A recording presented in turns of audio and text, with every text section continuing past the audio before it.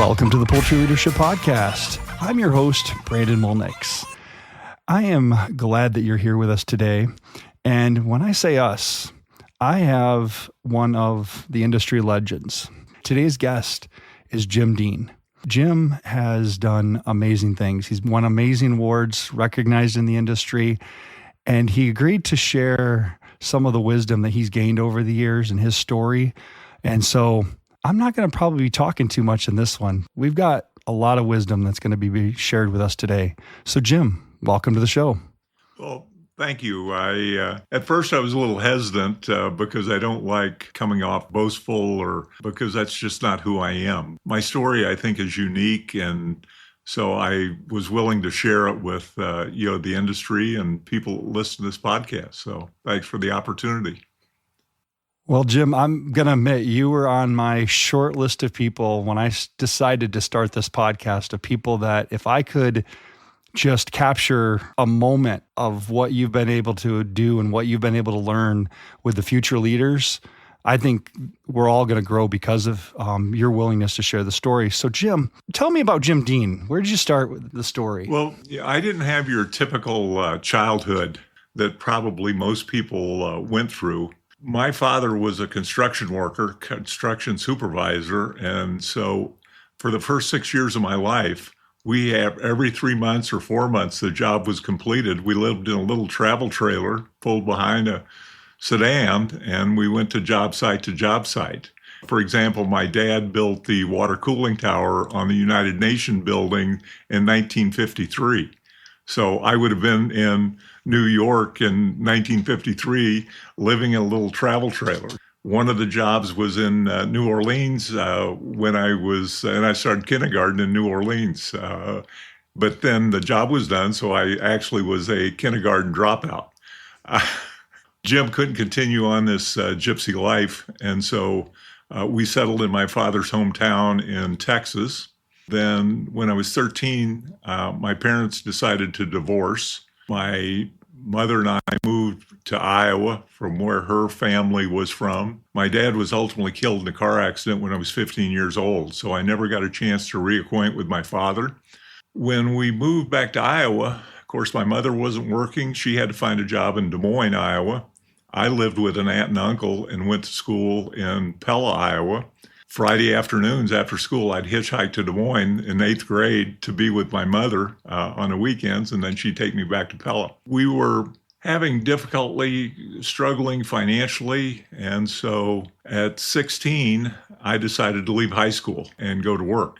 I had an option to go to work at Pella Windows, the window factory in Pella, Iowa, at $1.40 an hour at that time. This is 1966. Or I could go work for an egg company at $1.15 an hour, and I could work as many hours as I wanted at time and a half, and you can do the math. And I thought the only way I'm going to get myself out of poverty was to work. So I started working for Neil Bumsma when I was 16. We wound up growing the company. I was the only non-family member ever allowed to buy into that business. When I started with the company back in 1966, we had a 35-case egg-o-matic. We grew the company, bought plants and businesses, and we had 3 operations in Missouri, 3 in Iowa, 1 in Minnesota, distribution center in Dallas, and those ultimately were under my management. So I spent a lot of time on the road. Marilyn, fortunately, my wife, fortunately, could stay at home, and she raised the boys. Marilyn and I were married. She was 3 months out of high school. I was 19 years old, and 8 months later, I was in Vietnam, and it wasn't on a luxury cruise to Vietnam either.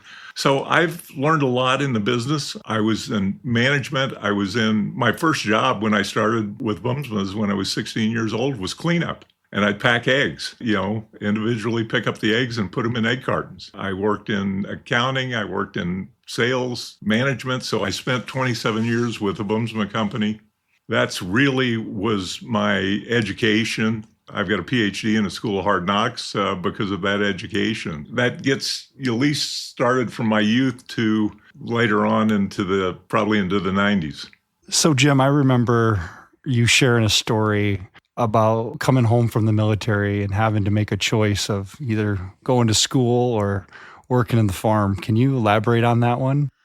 Yeah, while I was in Vietnam, of course, school really was never my thing. I'd rather work. Marilyn, she worked two jobs. She worked at Pella Windows at the time, and then she worked at a drugstore at night. And her goal was the year I was in Vietnam that she was going to put me through college. And I came back. I really didn't like school. It wasn't my thing. And I told her that I was just going to go back, talk to my boss for a little bit, catch up on things from being gone and so forth. Neil and I agreed that, it was probably the best thing for myself and for the business for me to go back to work. So I came back to my wife. I said, we really don't have enough money for me to go to school and not work. So I'm going to work for a little while so we can accumulate enough money for me to go to school with no intention of ever going back to school. And I thought it was almost would be the end of our marriage because she'd worked so hard the time I was in Vietnam.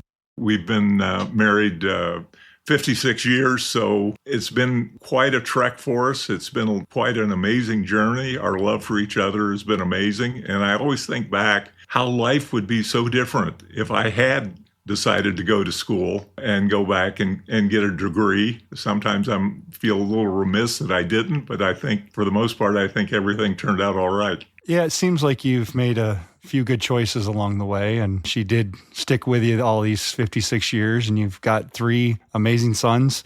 Tell us a little bit about your family. Well, back then, when the boys were in high school, I said, your mother and I are going to pay for your college education. Go get a real job. Don't follow me in a business. It's too difficult. It's too hard. Disease, pricing, government regulations, and everything. Matt went into banking, was very successful in mergers and acquisitions. Ross ultimately decided to come into the business after another career. JT, the oldest son, has been with me 25 years. So it's kind of a quasi-family business, but really our business is built with partners. As I've learned more and more about, it's not the Jim Dean farm, it's a group of farms. Tell us your journey into the business of farming. I mean, you talked about buying into early farms. Just kind of share that journey. With the Bumsman Company, I was there 27 years. I really thought that my career was going to be ultimately with the Bumsman Company for the rest of my career in the business. Ultimately, there was an event that happened. Neil Bumsma in 1989 died of a heart attack at 51 years old. I was 40 at the time. So in essence, I'd lost 2 fathers in my lifetime. I started for Neil when I was 16, worked until I was 40 with Neil. That happened in 89. And then the other partners in the business was extremely successful, but it just wasn't the culture I wanted to be involved with. So in 1993, I decided to sell my interest in the business. So in 1993, I didn't own a chicken. I wasn't involved in business or anything. Then it was a point that I had to pick up the pieces, figure out what I was going to do with the rest of my life. Blair Van Zetten called me, and he wanted to know he was having trouble with his company, and he wanted to know whether I would be willing to partner with him. I agreed to partner with Blair Van Zetten, was a good friend up until his passing. We wound up building Fremont Farms. Also, we built Fremont Farms of Iowa with other partners.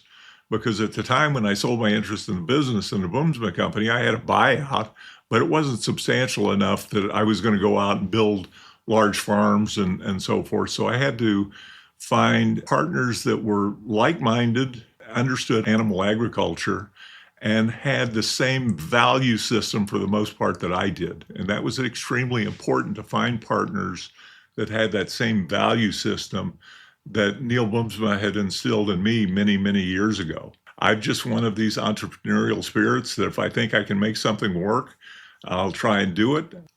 Long relationship with a lot of the leaders in the industry, and we continue to build and grow the business. So when you find these opportunities around the industry, what risk do you take when you go and you look and you say, hey, that farm over there, I think we want to bring that one into the fold? How do you make those decisions? I'd spent my career in a Bumsman Company where it seemed like we'd make 10 cents a dozen one year and we'd lose 12 cents a dozen the next year. So I wanted to find a different type of marketing arrangement and a different type of system. So a lot of what we've done in the industry is on a grain-based contract. If you're a good egg producer, a top egg producer, you could wind up making money and you weren't at risk with the egg market. So I've got 20 years with the same, or 30 years actually, with the same banking firm, because that's been extremely successful for us to be in that type of business where you're not downturns of market. Of course, now a lot of our business is still on a grain-based model. Now we're not making necessarily the kind of money that some of the other egg producers that are making. But when the downturn comes, and the downturn will come again in the industry, will be profitable and so forth. So it was a model that worked well for the egg products business, because in the egg products industry, you're just an ingredient in somebody else's process.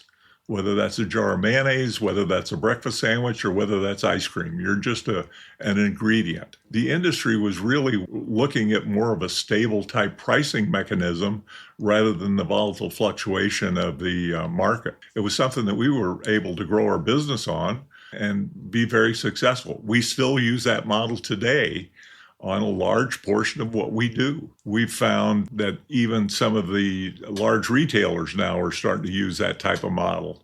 I'm not going to start naming retailers, as far as that goes, but they found that they like that stable pricing on the shelf rather than the volatility as far as offering their customers everyday low prices. You've been through a lot in the industry, a lot of ups and downs. You talk about the pricing and how you stabilized it. What were some of the bigger challenges that you faced over your career? Other than being with the company for 27 years, and a death of a mentor and a leader was extremely critical to where I was going to go in life and what I was going to do in life. I've had to kind of reinvent myself several times over the years. You go through downturns in the market. We had the opportunity, and I think most of the industry thought that I finally had gone off the deep end when we had the opportunity to purchase assets from DeCoster on a lease arrangement. And in 2011, we tripled the size of our business in about a 6-month time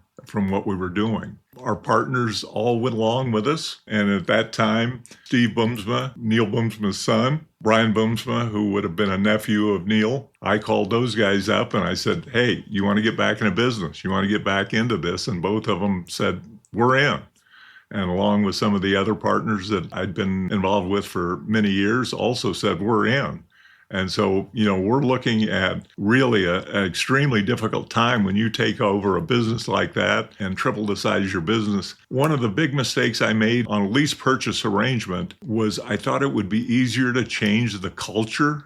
We almost had to go through the entire organization and change everybody because it was so difficult to change the culture. It was a difficult time. We made it through it. A large retailer came to us and wanted to look at grain-based pricing. They knew that I'd probably, and our company knew more about grain-based pricing than most people in the industry. And so they were willing to go out on a limb and actually start buying the eggs from some of the facilities that had the largest recall in the history of the industry. And that was one of the things that put us on the map. They sought us out as that we were honest, we would do what we say we were going to do, and we'd get it accomplished. And we'd get the farms cleaned up, we'd get them back in production, and the large retailer went along with us and continued to start buying the eggs from us. The challenge of a recall, that's one of those things that just can crush a business, crush an industry. Avian influenza, employment, all of these challenges, trying to figure it out. What's one that's harder than the other? Because you've gone through so many different challenges. I guess I'm probably the eternal optimist. One of the things that Neil taught me early on in my career, I was probably a procrastinator because in a Boomsma organization, I was in between generations, from the brothers to the cousins and nephews and so forth. So I was in between. So it was really difficult when you're the only non-family member that's sitting in a board of directors with the rest of the family. It's really difficult to make a decision. And Neil instilled in me that, Jim, you're going to have to change what you're doing. You're going to have to make decisions.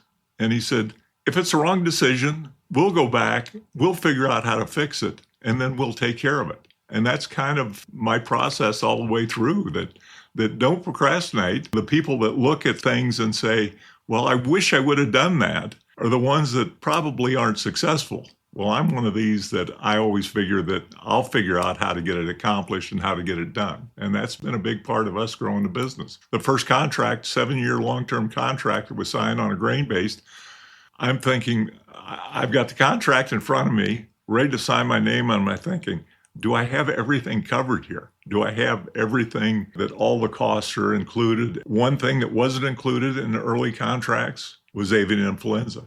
Nobody anticipated that that would ever be an issue, that we'd lose entire complexes. That's been corrected now, subsequently. Well, lessons learned for sure. You at least lived past the first time it happened and were able to correct it for the next one. If you can go back, you said you made all these decisions and you threw it out there. Is there a decision you wish you would have made differently?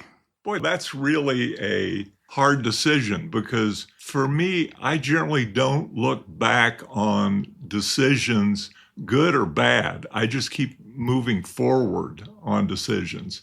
So I'm not sure that I'd really put in my brain, what is the bad decision that I wish I didn't do? Because all of those are part of the process of building a company. You're always going to make mistakes. We're human beings. We make mistakes. Nobody's perfect. And all you have to do is keep moving forward and learn. And like I tell our management team, I understand people are going to make mistakes. Everybody's human. But let's learn from that mistake. Let's move on, fix the issue, and not keep making the same mistake over and over. Jim, that's one thing that I recognize is your internal optimism and moving forward, just meeting you and watching your companies grow. Which companies are you part of in terms of either the Versova group? Versova, the name, Ross came up with that name, I think, through some advisors. A lot of our partners are Dutch. And my grandfather came from the Netherlands in 1907 on my mother's side of the family. That's why the Dean name obviously comes from my father. Ross came up with that name. Vers is Dutch for new or fresh. If you look for a translation, it's new or fresh. Ova is Latin for egg, hence Versova. That's where the name came from. Because we were growing the business and growing the companies and so forth, we had to form a management company. And Versova wound up being the management company. As we've grown the business, we have various partners in different companies.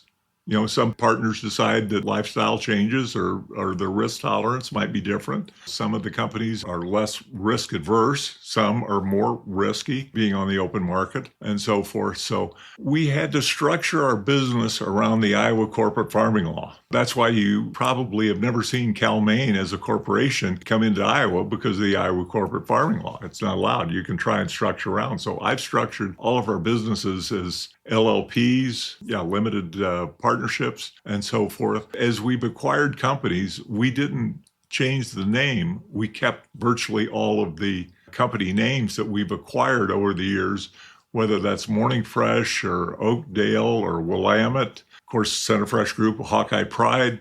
When we decided to build Hawkeye, which is a large 6 million bird complex, conventional and cage-free, on a cost-plus contract, we came up with a name, and some of that Hawkeye Pride came from what Walbaum's did with Husker Pride. And I thought, well, if they can do that, I can do this in Iowa. As we acquire companies, and I've found that my sons are probably more aggressive in moving forward than maybe what I was. It's just a mindset that we have that we want to continue to grow the business. I've always said, if we can't manage it properly, I don't want to be involved in it, because management is so important. And what I drive home is it's so critical. Early on, JT will just tell the story about how I drove into him that you always had to be in the top third of the Chilson management reports, which are no longer in existence. But I kept telling him that if we're not in the top third, we're not going to make it in the business. And so production performance is really key to our success. As someone new to the egg industry about 5 years ago, trying to figure out all the different companies, and thank you for explaining it to me. I think that will help others understand kind of how that all works, because that commercial farming law, I'm from Michigan. I didn't know anything about it over there. So thank you for explaining that. You've seen government change. You've seen good, bad, ugly when it comes to regulations. What are some of the more challenging regulations that you've had to deal with over your career? Regulations come and go as administration changes.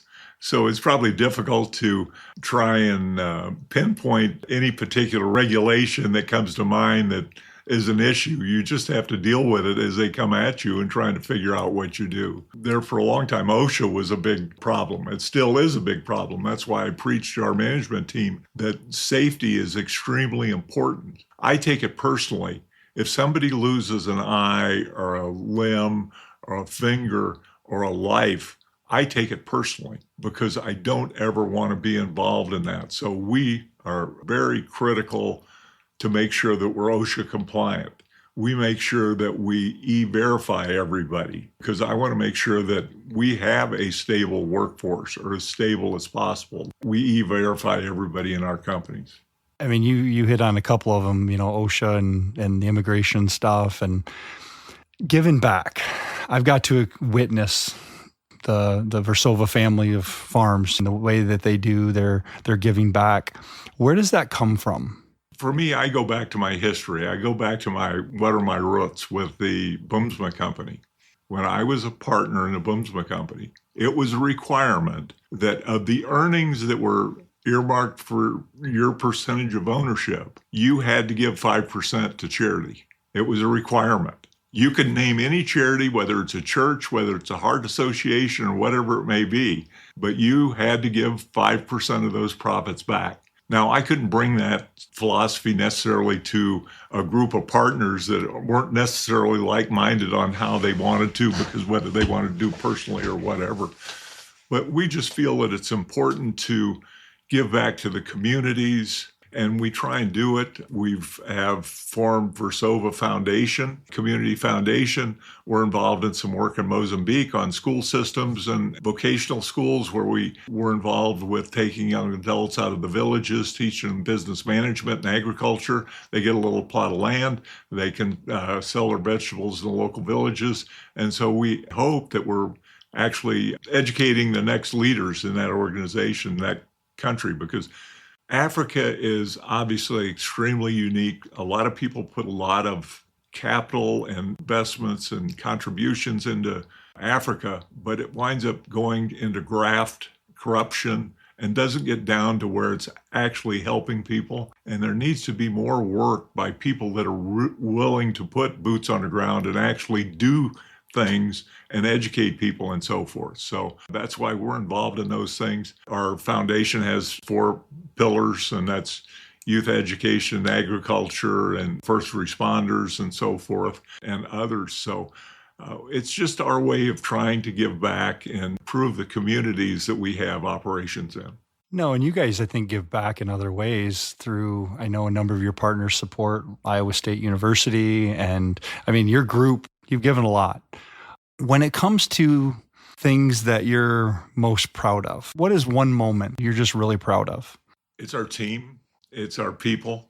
They all work together, and they don't point fingers at each other. They don't blame each other. I tell management, check your ego at the door because we don't have a place for it in this organization. I've seen companies that will hire some of the top people in the industry, but they're all type A people that have their own way of doing things, and they could never get everybody cooperating, moving the wagon in the same direction. The people are in our team is what I'm most proud of, especially for our industry dealing with high path. Yeah, it's a financial toll, there's no doubt about it, but it's a human toll that I don't know that there's any way to calculate the toll that takes on the humans, that people that actually have to do that work on a farm, that spend their careers making sure the birds are healthy and then get hit by this hideous disease and they have to put all the birds down. It's really heart-wrenching to have your team have to go through that. Financial side of it, yeah, most people will figure it out and survive through it, but it's the toll on people that really bothers me. Yeah, it's a hard one. Just watching people move out of the industry because of it, putting their keys to the farm and saying, I'm done. It's hard to see over a disease that we just don't seem to be able to get our hands wrapped around. So Jim, if I'm starting out as a leader in this industry or an employee in this industry, and I get interviewed by Jim Dean and get to, say, hey, this is my advice for someone, get coached by Jim Dean. Tell me what I need to, how I can be successful. Well, it's unfortunate. I think a lot of people, of course, I don't get involved in the interview process, but too many of the younger people in the younger generation, there's really a lot of great people in the younger generation. There's a lot of them that don't have the background and don't have the understanding. They want to know how quickly they can have my job.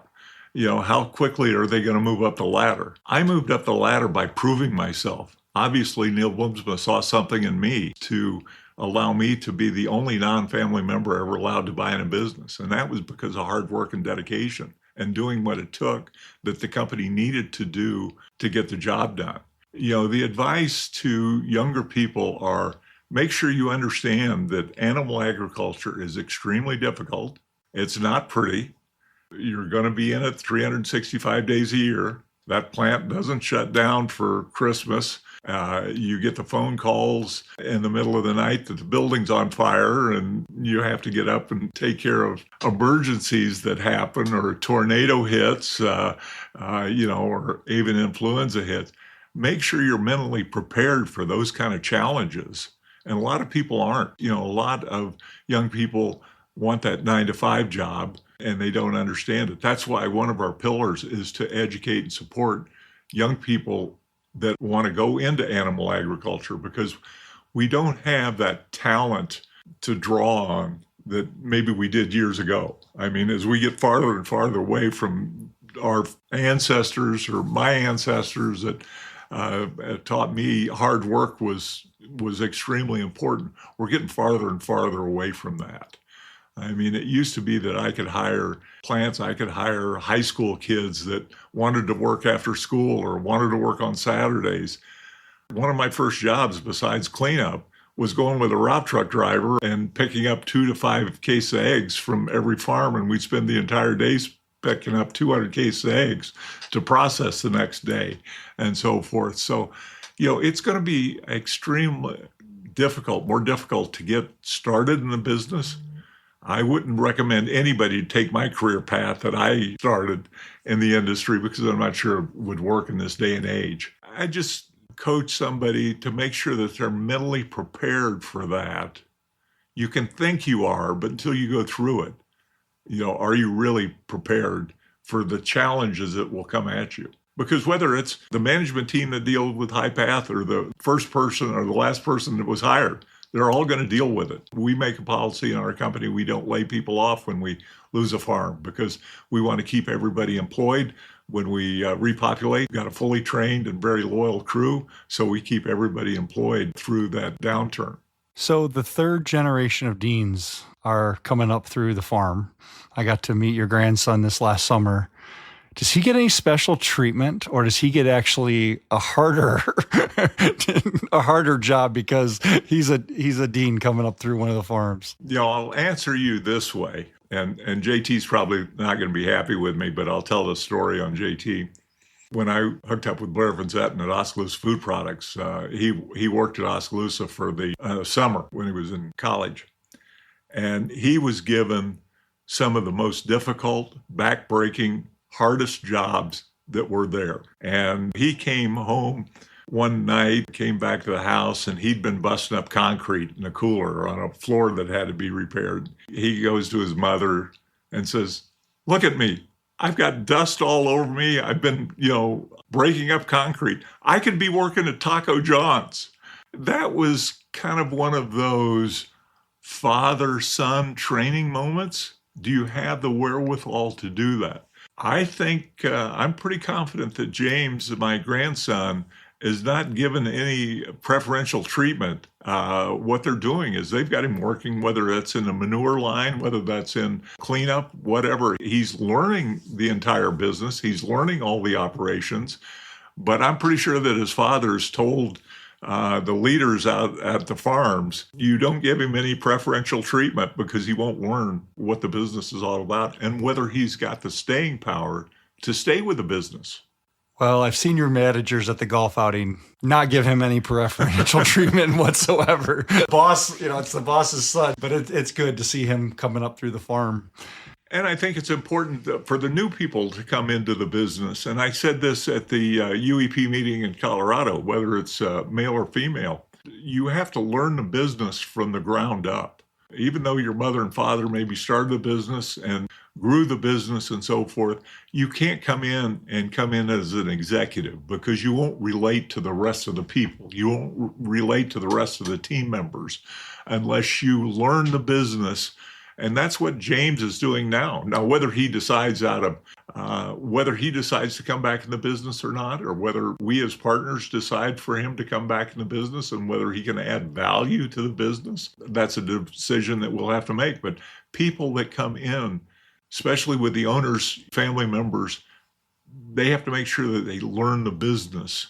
They can't just come in as an executive, because they won't relate to the team. It'll be really difficult to lead a team that you can't relate to. Yeah, there's a lot of truth in that. It's just that generation, it's good for them to learn. So, Jim, as we've looked back, let's look forward. What's next for Jim Dean? Next for me personally, or next for me as a business? Let's cover both. I'm 75 years old. I've been doing this since I was 16. I love the business. I love being involved. And as long as I can contribute, and whether a mentor or an advisor, I'm going to continue on. I have no plans of just retiring. I see my friends retire and watch TV, or they don't have hobbies, or they don't do charitable work, charitable activities, and so forth. So as long as I can contribute, I'll be stay involved in the business. My wife and I love to travel. Even though I stated I didn't like school, I still want to see the pyramids. I've seen the pyramids. I've seen the Great Wall of China. We travel the world. We're fortunate to be able to do those type of things. My hobbies are car collecting and so forth. I enjoy golf, getting out. The business, as far as that goes, I anticipate that we'll continue to grow the business because our partners have the same value system that I have, and have that same concept of passing this business on to the next generation, whether they're actively involved or whether they're financially involved. We look at passing this business on. So we want to continue to grow the business the right way. If we find things that fit into our wheelhouse and what we're good at, we'll continue to grow the business.